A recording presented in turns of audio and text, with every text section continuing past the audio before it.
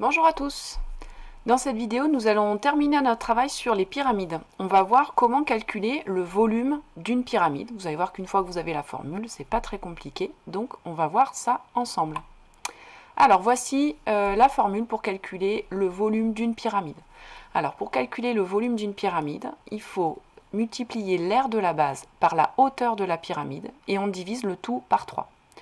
Donc, quand on a une pyramide, il faut bien identifier qui est la base pour pouvoir trouver son aire, et puis bien identifier la hauteur pour trouver sa longueur.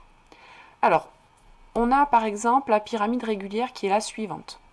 On voit que là, j'ai une base dont les côtés mesurent 40 mm, et j'ai la hauteur qui mesure 30 mm, ici. C'est ce qui est codé sur la figure. Alors, comment on va calculer le volume de cette pyramide? Eh bien, on va commencer par identifier la hauteur. La hauteur de la pyramide, on l'a dit, elle fait 30 mm. Donc dans la formule, déjà, j'ai la hauteur de la pyramide. Ensuite, il faut que je trouve l'aire de la base. L'aire de la base, ici, la base, comme c'est une pyramide régulière, la base, c'est un carré. Donc, eh bien, tout simplement, l'aire d'un carré, je vous rappelle, côté fois côté, donc 40 fois 40, ça fait 1600 mm².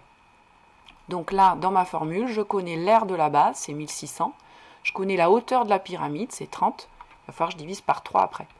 Donc, on reprend la formule du volume, on remplace avec les valeurs que l'on connaît. L'aire de la base, c'est 1600, la hauteur, c'est 30, et je divise par 3. Et quand on calcule, 30 divisé par 3, c'est facile, hein, ça fait 10, et du coup, je multiplie par 10, ça fait 16 000. Et attention, ce sont des millimètres cubes. Une fois qu'on a calculé ici, c'est un volume.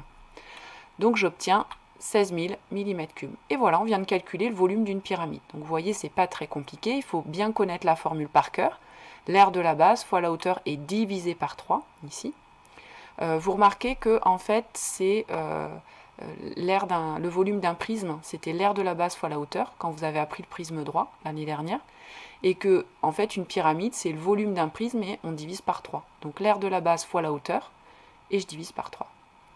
Voilà, donc apprenez bien cette formule par cœur, et après il suffit de l'appliquer en identifiant bien à chaque fois quand vous avez une pyramide, combien mesure la hauteur, et quelle est la base de votre pyramide pour pouvoir trouver son aire. Cette vidéo est terminée.